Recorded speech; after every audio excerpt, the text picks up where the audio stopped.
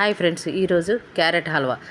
First ఒక బాండీలో కొంచెం నెయ్యి వేసుకొని దాంట్లో జీడిపప్పు అవి వేయించుకొని పక్కన పెట్టుకోండి. గోల్డెన్ కలర్లో వచ్చిన తర్వాత తీసి పక్కన పెట్టుకోండి.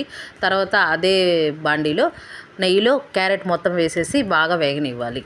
సన్నసెగ మీద బాగా వేగనివ్వాలి. పచ్చివాసన పోయేంత వరకు ఈ క్యారెట్ అంతా వేగిన తర్వాత దాంట్లో ఒక గ్లాస్ పాలు పోసి ఉడకనివ్వాలి. ఆ గ్లాస్ పాలతో పాటు ఇంకో గ్లాస్ వాటర్ కూడా పోసేసి 10 మినిట్స్ మూత పెట్టి ఉడకనివ్వాలి. 10 మినిట్స్ అయిన తర్వాత దగ్గర పడిందో లేదో చూసుకోవాలి. ఇంకొంచెం పాలు ఉన్నాయి, ఇవి కూడా దగ్గర పడిన తర్వాత పంచదార ఒక 2 స్పూన్లు వేసుకోండి. పంచదార కావాలనుకున్న వాళ్ళు ఇంకొంచెం ఎక్కువైనా వేసుకోండి. నేను కోవా వేస్తాను కాబట్టి పంచదార 2 స్పూన్లే వేసుకున్నాను.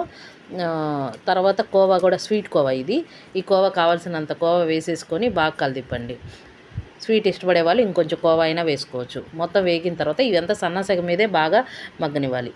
తర్వాత మొత్తం వేయించుకున్న జీడిపప్పులు కూడా వేసుకుంటే క్యారెట్ హల్వా రెడీ.